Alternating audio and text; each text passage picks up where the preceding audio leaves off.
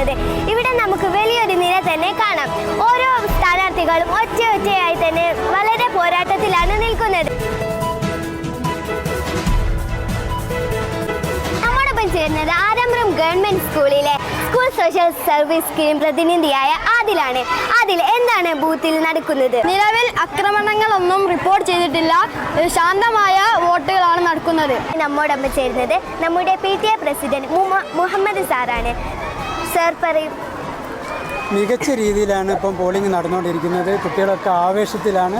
നമ്മൾ സ്കൂളിനെ നല്ല രീതിയിൽ നയിക്കുന്ന ആൾ മുന്നോട്ട് വരട്ടെ. നമ്മോടൊപ്പം ചേരുന്നത് മടവൂർ ഗ്രാമപഞ്ചായത്തിലെ 13-ാം വാർഡിലെ മെമ്പർ മുഹമ്മദ് സാറാണ്. സാർ, എന്താണ് പറയാനുള്ളത്?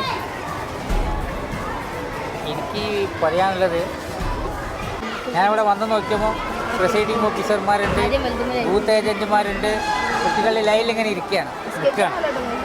അപ്പോൾ വളരെ സമാധാന രീതിയിലാണ് ഇവിടെ ഇലക്ഷൻ നടക്കുന്നത്.